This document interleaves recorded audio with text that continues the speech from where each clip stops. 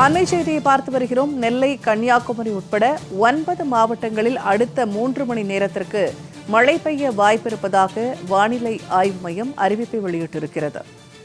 நெல்லை, கன்னியாகுமரி உட்பட 9 மாவட்டங்களில் அடுத்த 3 மணி நேரத்திற்கு மழைக்கு வாய்ப்பிருப்பதாக வானிலை ஆய்வு மையம் தகவல் வெளியிட்டிருக்கிறது. அண்மை செய்தியாக அது குறித்து நாம் பார்த்து வருகிறோம்.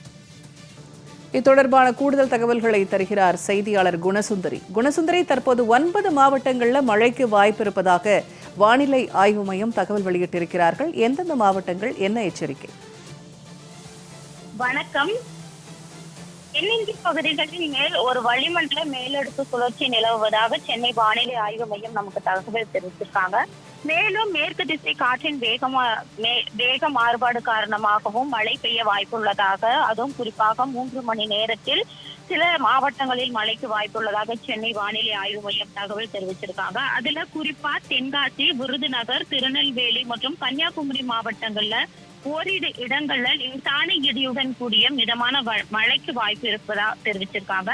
அது மட்டும் இல்லாம தேனி, மதுரை, கடலூர், தூத்துக்குடி, கோயம்புத்தூர் மாவட்டங்களின் மலைப்பகுதிகள் மற்றும் புதுச்சேரி பகுதிகளில் ஓரிரு இடங்கள்ல லேசான இடியுடன் கூடிய மழைக்கு வாய்ப்புள்ளதா சென்னை வானிலை ஆய்வு மையம் தகவல் தெரிவிச்சிருக்காங்க. இதிலும் குறிப்பா இன்று முழுவதும் தமிழகத்துல ஒரு சில இடங்களிலும் புதுவை மற்றும் காரைக்கால் பகுதிகளிலும் இடிமின்னலுடன் கூடிய லேசான முதல் மிதமான மழை பெய்யக்கூடும் வானிலை ஆய்வு மையம் நமக்கு தகவல் தெரிவிச்சிருக்காங்க.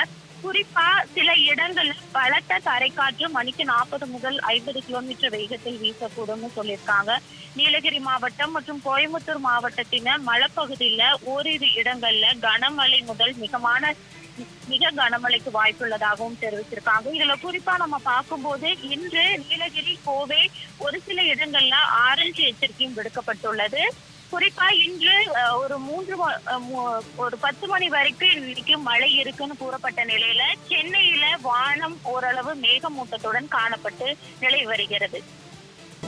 தகவல்களை வழங்கியமைக்கு நன்றி குணசுந்தரி.